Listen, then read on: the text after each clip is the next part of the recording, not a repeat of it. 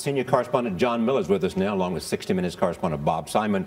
You may recall that Bob was captured in Iraq while covering the Persian Gulf War in 1991. He was held prisoner for 40 days. Good morning. Morning, Charlie. So give us a sense of what it means and what you're going through, and how do you recover after coming back from that kind of horrific experience. You, of course, wrote a book about that. Yeah, well, the first few days, you're just ecstatic. I mean, you're free. You didn't think you were going to survive, so it's pure ecstasy. And that lasts 48, 72 hours. And then reality sinks in, and you don't really feel so good anymore. You're a lot more fragile than you think you are at first. And it's good to go far away, go skiing or go to mountain climbing in Nepal or take a sled to the North Pole. Just get your mind away from everything that you've been through. Yeah. You know. What do you need in terms of support? I mean, is there something that you need beyond that sort of the clearing of your mind?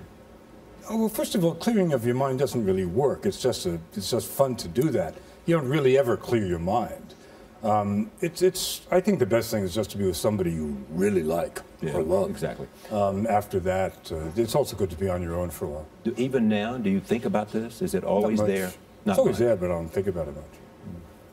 What about the process? And we'll touch more on what exactly the process in a second with John, but the process that you went through in terms of a reintegration that Jessica Buchanan's going through now, how much did that help you? Well, I didn't have a process. I did everything wrong. Nobody told me very much, and all of a sudden, when you get out of a situation like this, you're very famous. You have your 24 hours. So I was in bed in a hospital where they were checking me out, and you know, for 40 days, people are really unfriendly. So all of a sudden, I was getting all these friendly, warm, humane, sympathetic calls from lecture agents and publishers, and you know, they were all concerned about They were worried about your welfare, weren't they? Indeed they were. And I was working the phones, which was exactly the wrong thing to do. And all those television producers who wanted you to tell your story only with them. There was that.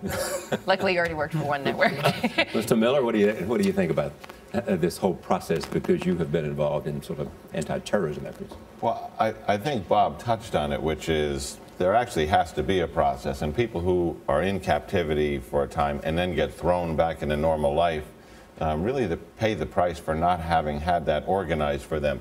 A lot of this was developed under the military for POWs, but it is increasingly applied to civilian hostages. So what would be happening right now, today, for Jessica and for Paul the Danishman? Well, the military has developed this doctrine. The FBI and the intelligence agencies all use it now. It's the Personnel Recovery Agency doctrine, but it's a three-phase, to speak generally, three-phase process that they go through. Phase one is the initial checkout, you know, what is your current physical condition, psychological condition. Phase two is really a decompression, where they let you tell your story, they let you have some contact with family, and they do an assessment of how you're doing. Phase three is your action plan. Your action plan to get back to your normal life. Did you have an action plan, Bob? Yeah, I went back to work immediately, which was a very dumb thing to do. Why was it a dumb thing to do? Because you're not ready. I mean, you're still, your head is in a million places, and none of them are good. And you shouldn't get back to real life right away, because you have no idea what's been going on with you. And you're probably the only person that knows internally, because it'll be different for every person. Exactly, sure. All right. Thank you. Thank you, John. Thank you, Good Bob. to be here.